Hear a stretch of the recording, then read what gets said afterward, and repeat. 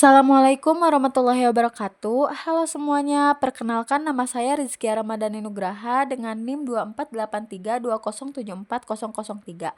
Pada video kali ini saya akan menjelaskan tentang 3 kategori dasar e-learning, lengkap dengan contoh kasus atau penerapan nyata dari masing-masing kategori tersebut.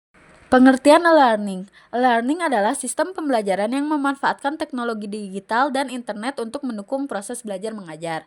E-learning atau pembelajaran elektronik adalah proses belajar yang menggunakan teknologi digital dan internet. Melalui e-learning, kegiatan belajar bisa dilakukan secara fleksibel di mana saja dan kapan saja. Nah, e-learning dibagi menjadi 3 kategori dasar, yaitu yang pertama ada synchronous e-learning, yang kedua ada asynchronous e-learning, dan yang ketiga ada blended learning. Kategori pertama adalah synchronous learning. Synchronous berarti secara bersamaan waktu. Artinya, proses belajar dilakukan secara langsung atau real time, di mana pengajar dan peserta belajar pada waktu yang sama walaupun berada di tempat berbeda.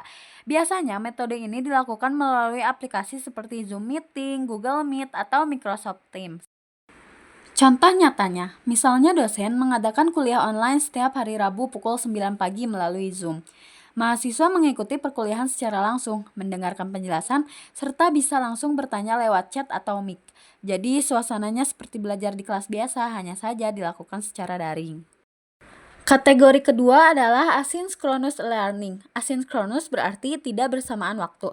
Pada kategori ini, mahasiswa dan dosen tidak perlu online pada waktu yang sama. Biasanya, dosen akan mengunggah materi pembelajaran dalam bentuk video, dokumen, atau tugas di platform seperti Google Classroom, Moodle, atau YouTube.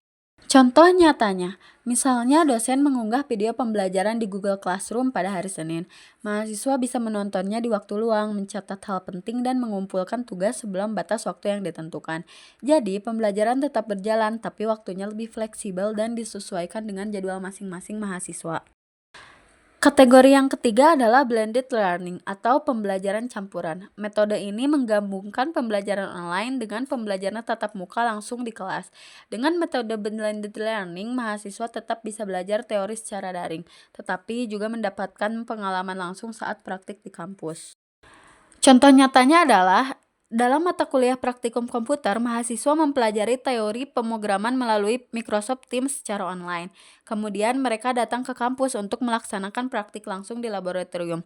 Dengan cara ini, mahasiswa mendapatkan pengalaman belajar yang lebih lengkap, teorik dan praktik bisa berjalan seimbang. Kesimpulannya, jadi dapat kita simpulkan bahwa learning memiliki 3 kategori dasar, yaitu pertama, synchronous learning, pembelajaran online secara langsung dan real time. Yang kedua ada asynchronous learning, pembelajaran online yang bisa dilakukan kapan saja. Dan yang ketiga, blended learning, yaitu perpaduan antara pembelajaran daring dan tatap muka. Dengan memahami 3 kategori dasar e-learning, kita bisa menyesuaikan metode belajar sesuai kebutuhan dan kondisi masing-masing. Sekian penjelasan dari saya mengenai 3 kategori dasar e-learning beserta contoh penerapannya. Terima kasih sudah menonton. Wassalamualaikum warahmatullahi wabarakatuh.